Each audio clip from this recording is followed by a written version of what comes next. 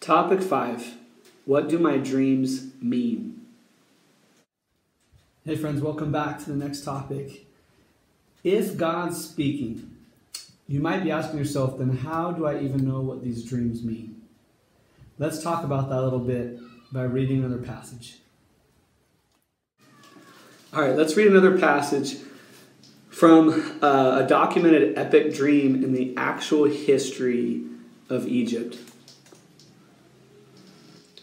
All right, in Genesis 40, verse 7 and 8, we see this.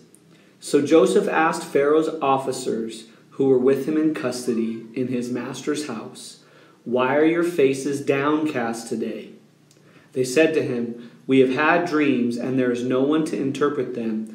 And Joseph said to them, "Do not interpretations belong to God? Please tell them to me." All right, so what's this story all about? I just read you a little blip of it so that we wouldn't have to read the entire passage and so that I could just summarize for you guys what's going on. In the book of Genesis, there is a Hebrew family under the fathership of a man named Jacob. Jacob had 12 sons, and one of those sons was named Joseph.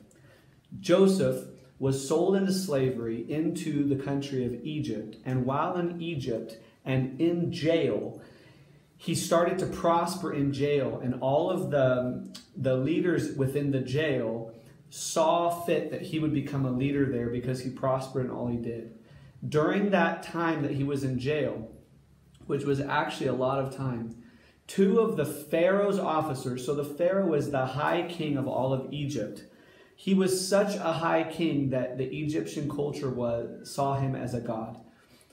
Two of his officers, meaning his cupbearer and his chief baker, were thrown into jail because they offended the Pharaoh in some way.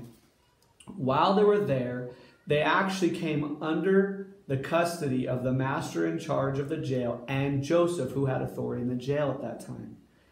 One day, while he was doing his jobs and watching the people that were in jail, these two officers looked downtrodden in their face. And so he said, "What's the problem?" Well, both of them had had dreams and no one was there to interpret them. Let's see what. Now, the interesting thing here in what I read to you was that Joseph says, don't interpretations belong to God? So Joseph and the Hebraic family that he was in believed that dreams came from God and from outside source, not from inside. And so as the story goes, he tells the interpretation of both dreams. One of them the cupbearer had a dream that he was restoring it, that he was bringing the cup of wine to the Pharaoh. And Joseph interprets the dream that in 3 days he would be restored back into his place of leadership and being the cupbearer for the Pharaoh again. The other man, the chief baker, has a dream where he has 3 baskets of food on his head and birds are coming down to eat the food off of the top of his head. Joseph interprets the dream that in 3 days this man is going to die. He will not be restored back, that the Pharaoh will actually have him killed because of whatever the offense was that had happened. As the story goes, both of them end up going back in front of the Pharaoh, and the Pharaoh does exactly what Joseph said. The cupbearer in 3 days is restored back to his place of leadership, and the chief cupbearer is given the sentence of death. Exactly how Joseph interpreted the dream through God's eyes, not his own. Now, watch what happens a few verses later.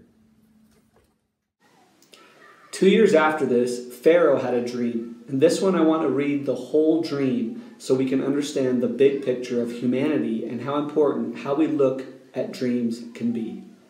After 2 whole years, Pharaoh dreamed that he was standing by the Nile. And behold, there came up out of the Nile 7 cows, big and plump, and they fed in the reed grass. And behold, 7 other cows, ugly and thin, came out and the Nile after them, and stood by the other cows on the bank of the Nile. And the ugly thin cows ate up the 7 attractive big cows, and Pharaoh awoke. Then he fell asleep again and dreamed a second time. And behold, 7 ears of grain, plump and good, were growing on one stalk. And behold, after them sprouted 7 ears, thin and blighted by the east wind. And the thin ears swallowed up the 7 plump, full ears. And Pharaoh awoke, and behold, it was a dream. So what did Pharaoh do after these troubling dreams? Pharaoh asks Joseph if he has the ability to interpret these things. Joseph answers the king in verse 16. Joseph answered Pharaoh, "It is not in me. God will give Pharaoh a favorable answer." And after Pharaoh shares his dream, he says in verse 24, "And I told it to the magicians, but there was no one who could explain it to me." And Joseph's response is truly amazing. In verse 25, he says, "The dreams of the king are one. God has revealed to Pharaoh what he is about to do. The 7 good cows are 7 years, and the 7 good ears are also 7 years. The dreams are one." In verse 29, Joseph confirms the interpretation. "There will come 7 years of great plenty throughout the land of Egypt, but after them there will arise 7 years of famine, and all the plenty will be forgotten in the land of Egypt. The famine will consume the land." In verse 32, Joseph confirms something very interesting that you may remember from the passage in Job 33 that we read earlier. In verse 32 it says, "And the doubling of Pharaoh's dream means that the thing is fixed by God, and God will bring it about shortly." So what can we learn from this giant story in history? Well, all these dreams came from God, not from man. All the leaders of the time seemed to be okay with that, whether it was the magicians, the leaders in the jail, the bakers, the candlestick makers.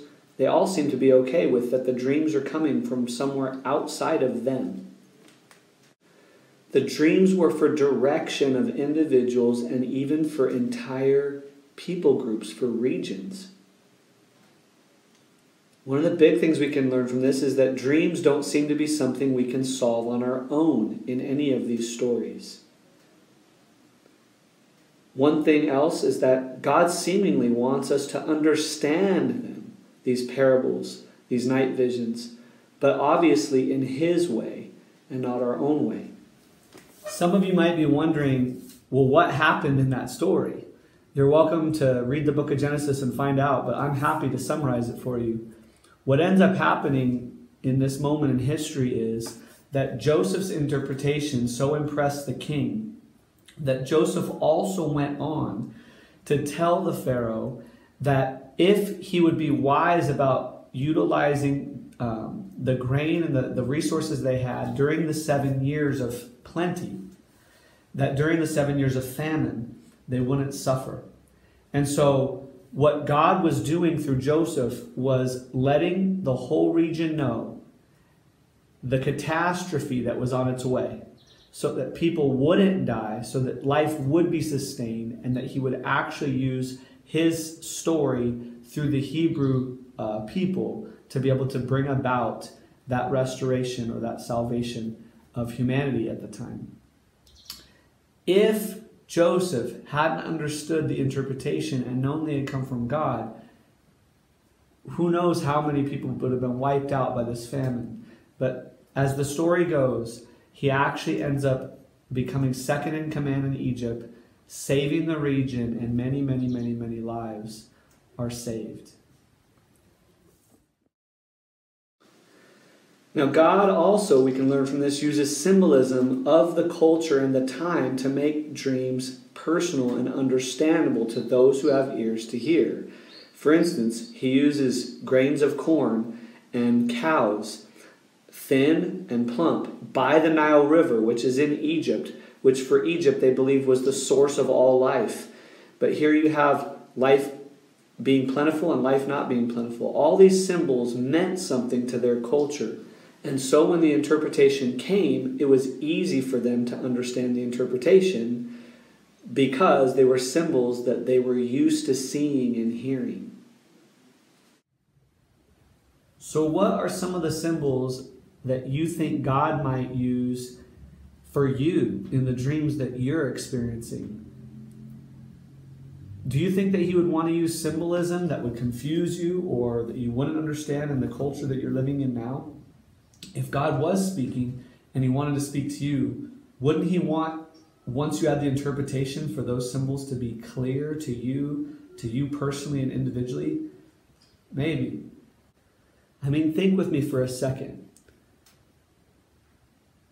If he had used a cell phone for Joseph, Joseph wouldn't have known what to do with it unless God had showed him the interpretation. But even in that context, the Pharaoh wouldn't have known what a cell phone was. They wouldn't know what that technology was. And so I find it with my dreams that God goes out of his way to utilize symbolism that we can relate to. All right? If he gave you a dream about a bunch of corn and farming and you lived in the city, it wouldn't make as much sense to you unless you realized something specific about your life. Maybe your dad grew up a farmer or something, and so you're able to relate to that symbol. What I find many, many times, though, is those symbols, those things in the dream, usually only relate to the culture we're in. Let's take a moment to discuss this, or just to take some time and remember some of the dreams you've had from your earliest ages up till now, and some of the symbols that may keep repeating themselves over and over in your life, in your dreams. Remember that one scripture said that God does these things 2 and 3 times with a man to show that it's fixed, or to show that he's trying to show you something to keep you away from something that could be bad for your life. For instance, he might use white trucks, white pickup trucks in your dreams consistently. I know that's something he did with me.